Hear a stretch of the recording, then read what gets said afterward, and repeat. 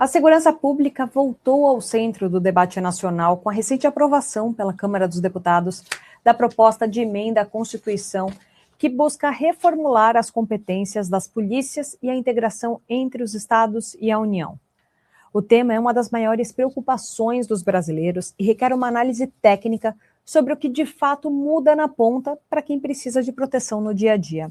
Para entender os avanços e os riscos dessa nova estrutura, a gente está recebendo hoje o José Vicente da Silva Filho. Ele é especialista em segurança pública do Instituto Brasileiro de Segurança Pública e coronel da reserva da Polícia Militar de São Paulo. Coronel, muitíssimo obrigada por estar com a gente, seja muito bem-vindo. Coronel, vamos lá. Aprovar uma PEC que altera a estrutura da segurança é sempre um desafio político enorme. Na avaliação técnica do senhor, essa nova proposta, ela ataca a raiz do crime organizado ou ela só está criando novas camadas burocráticas entre o governo federal e os estados?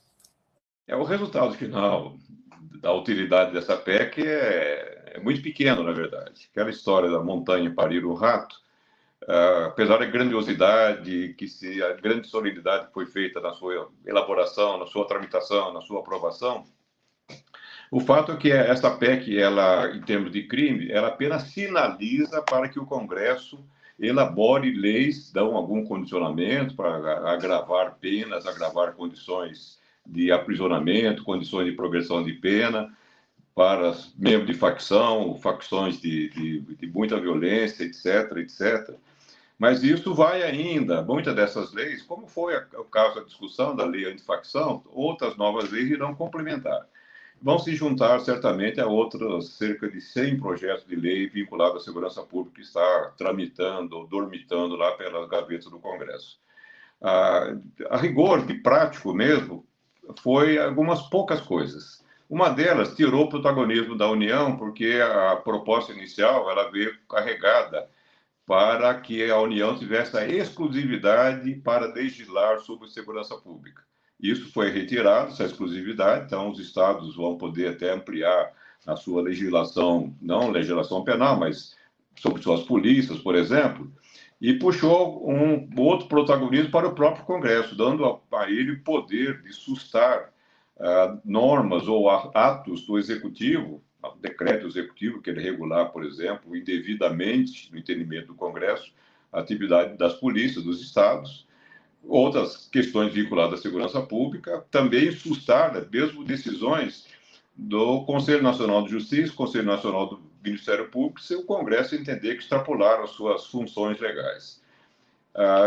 Além disso, ele assinalou aí uma arrecadação melhorada a partir de impostos das lotéricas, né, das bets, que levaria a arrecadação a 1,5 bilhão por mês, entre 500 milhões e 1,5 bilhão por mês. Só para você ter uma ideia, o custo da segurança pública no Brasil por dia é mais de 1,5 bilhão. Eles querem dar isso 1,5 bilhão por ano para dar suporte à segurança pública. Lembra que havia, dentro do projeto da antifacção, a ideia de uma taxação maior sobre as bets, iria arrecadar uns 30 bilhões de reais. Seria uma coisa mais realista, né? Uma outra questão que aparece de inovação na PEC é a criação da Polícia Municipal. Desculpa. Ora, é dado ao município, se quiser, é uma coisa muito estranha, né? No mundo, se quiser, você faz uma polícia ou não. De início, a ideia da PEC era limitar transformar guardas municipais em polícias municipais para cidades com mais de 100 mil habitantes. Mas, no fim, houve um grande lobby das guardas municipais e acabaram aprovando quem quiser que faça sua polícia. E isso é uma das áreas que vai dar problema. A guarda municipal ajuda? Ajuda sim. Mas é importante que ela esteja dentro de um sistema de segurança pública do município. O Tribunal de Contas do Estado de Pernambuco fez o levantamento de todos os 185 municípios do Estado e constatou que metade deles já tem guarda municipal, antes dessa PEC, mas 90% não tinha um plano de segurança para a sua cidade, não tinha um Conselho Municipal de Segurança Pública. E quando nós temos duas instituições fazendo a mesma coisa, Guarda Municipal, Polícia Municipal, vai ter atrito. São estruturas conflitantes, infelizmente isso vai acontecer. Hoje, o Estado brasileiro tem enorme dificuldade de controlar suas polícias, principalmente as PMs, são apenas 27. tem uma altíssima letalidade, mais de 6 mil mortos aí em supostos confrontos com as forças policiais. Alguns estados usam adequadamente sua força, outros estados, como Paraná, como Bahia, extrapolam completamente o uso da força. Imagine se 27 edifícios, imagine com 1.200 polícias do país. Né? Qual é o critério de formação, de supervisão? Vai ser um enorme problema. E essa é uma das questões que foram colocadas na PEC. Tem um monte de detalhezinhos, mas o fato é que a expectativa, isso vai afetar o crime organizado? Claro que não. Os problemas da aprovada PEC, com 2 turnos no Senado ainda, o day after, no dia seguinte, vai acontecer? Não vai acontecer nada. Infelizmente, o problema de segurança pública no Brasil, como em qualquer lugar, é problema basicamente de gestão. Legislação que reduz a impunidade, claro. O Brasil tem um problema de pessoas ser presas 86 vezes, como é um caso de um jovem de 21 anos no Rio de Janeiro. Esse é um problema, e o outro problema, naturalmente, é a gestão. São Paulo, Santa Catarina, Distrito Federal tem mais resultados de segurança pública do que Bahia, o Ceará, por exemplo, são expoentes de violência do país. Agora, Coronel, eu queria fazer uma pergunta. O senhor foi secretário nacional de Segurança Pública e conhece os 2 lados do balcão, né? Essa PEC prevê diretrizes únicas para o país inteiro. Considerando que o crime no Rio de Janeiro tem dinâmicas muito diferentes do crime na Amazônia ou no interior de São Paulo, o senhor acredita que uma padronização nacional é realmente execuível ou é uma utopia jurídica? Isso vai ser apenas burocrático. Vão padronizar boletim de ocorrência? Vão padronizar o exemplo que eles dão durante a tramitação. Vão padronizar atestado de antecedentes criminais? Vão fazer um banco nacional de crimes? Devia ter esse banco há muito tempo. São os menores dos problemas. O fato que nós temos, em termos de governo federal, por exemplo, que eles aumentaram um pouquinho a Polícia Federal, deram alguma incumbência às muitas que eles já têm. Mas o fato é que nós temos uma fronteira de 18 mil quilômetros, é bem mais do que os 12 mil quilômetros que o avião dos Estados Unidos foi até o Irã para despejar a bomba. São 17, quase 18 mil quilômetros de fronteira, e por onde entram os materiais que dão poder às quase 90 facções que estão espalhadas pelo Brasil.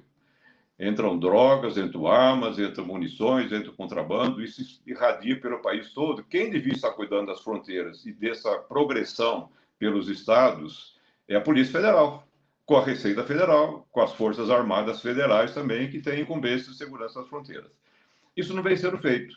Por que não veio sendo feito? Porque faltou gestão para alguém cobrar, para ter um planejamento para que fosse feito. O problema é a hora que entra essas drogas, essas armas, essas munições, contrabando dentro dos estados, daí joga problema para os estados administrarem. Mas começou lá com incumbência federal, que não cuidou das suas devidas responsabilidades, que já estão na Constituição desde 88. Estão lá 38 anos dormentes aí e pouco fizeram. Uma coisa é certa, se o crime cresce, não vamos dar mérito para o bandido. O crime cresce porque a polícia deixou. Deixou dentro da cidade, dentro da Rocinha, dentro da periferia de Fortaleza, Zona Sul de São Paulo, porque a polícia deixou. Havia uma milícia no Rio de Janeiro 20 anos atrás, em Rio das Pedras, na zona oeste da cidade. Hoje são centenas de milícias espalhadas pelo Rio de Janeiro, porque a polícia deixou.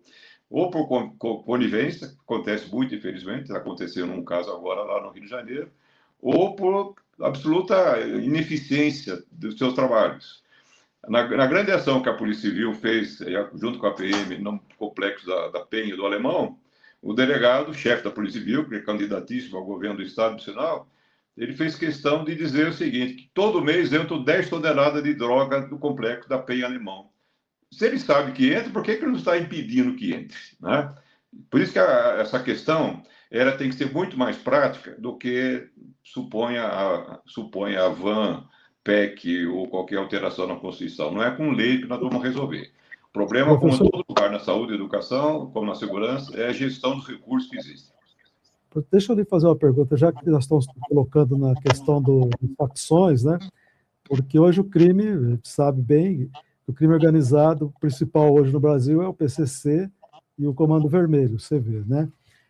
Agora, há uma discussão lá no Congresso americano para tentar caracterizar essas duas facções como terroristas, né?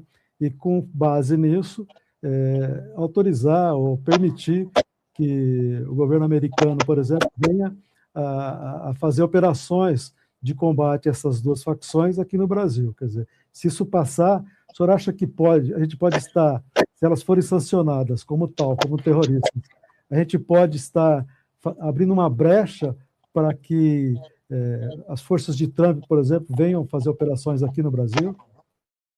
O que o Trump fez, por exemplo, em relação à Venezuela, o tráfico de drogas, é atacar no mar, que é um lugar tranquilo, fácil, digamos assim, operacionalmente. Mas o problema, se declarar como terroristas, o que vai fazer? Vai fazer jogar uma bomba no Complexo da Maré do Rio de Janeiro, onde as 3 facções estão brigando entre si? Não tem como. O Trump é um falastrão, né? A gente está vendo, exagera nas suas ações, não conseguiu ainda realizar nada que funcionasse, a não ser retirar o Maduro aí da Venezuela. Mas isso, a ideia, quando começou o próprio projeto de lei da antifacção, uma das ideias era, inclusive, classificá-lo como terrorista. Não tem sentido nenhum. Nós temos, você mencionou aí o PCC, o Comando Vermelho, são 2 facções que têm uma articulação internacional hoje em dia, cresceram porque a polícia deixou, todas as polícias deixaram, infelizmente, mas nós temos ao redor dessas grandes facções uma miríade, né, quase 90, segundo uma das contagens, de pequenas facções. Nós temos, desde o Código lá de 41, a gente tinha quadrilha. A expressão legal era quadrilha, formação de quadrilha. Parece coisa do cinema antigo, né? Mas era quadrilha, virou hoje, mudou o nome para facção.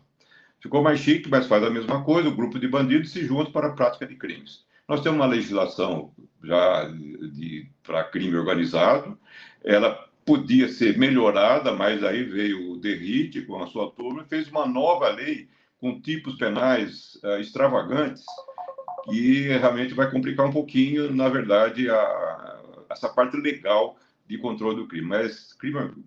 Mas terrorismo, é aquele tipo de coisa. O Trump cria o terrorismo e depois não sabe o que fazer com isso.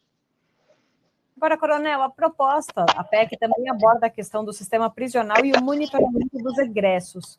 Como é que o senhor vê a eficácia dessas medidas quando a gente sabe que o comando das facções criminais muitas vezes parte de dentro dos próprios presídios que estão sob gestão estadual?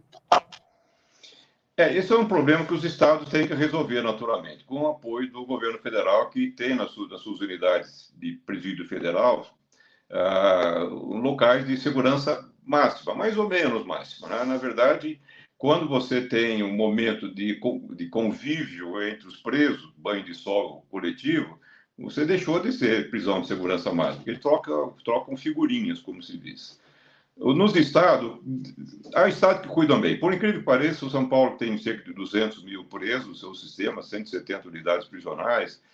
O crime organizado não apita muito ali, não.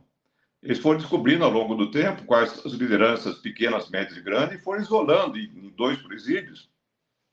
E as principais lideranças foram colocadas em presídios federais. Todos os presídios têm scanner corporal. São mais de 170 scanners corporal. Não entra uma agulha nesse presídio, imagina o celular. Então, o sistema de São Paulo é muito eficiente, eles cuidam muito bem dos egressos, tem estrutura, mais de 70 estruturas para cuidar dos egressos. Tem estrutura para cuidar dos que cumprem pena em liberdade também, uma estrutura que funciona bem, mas muitos estados não cuidam tão bem assim. Infelizmente, o país vive com um conjunto prisional, cerca de 800 mil presos, e há um excedente de uns 30% sobre as vagas existentes. Infelizmente, como não passou o dinheiro maior aí para a segurança pública, já que o Congresso preferiu dar chance para as bets do que para a segurança pública, então nós não vamos ter o dinheiro, precisamos construir pelo menos 150 mil vagas. Isso custa caro, cada vaga custa 100 mil reais, para você ter uma ideia. Então é muito dinheiro a ser aplicado. A nossa fronteira precisa de um projeto de torno de 20 a 30 bilhões de reais para manter um sistema que já planejado, o chamado CISPROM, Sistema de Inteligência e Segurança das Fronteiras. Então nós precisamos pensar seriamente nessas questões vinculadas à segurança pública.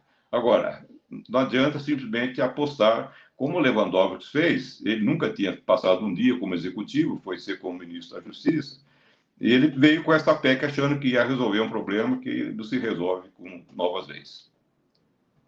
Professor Vicente,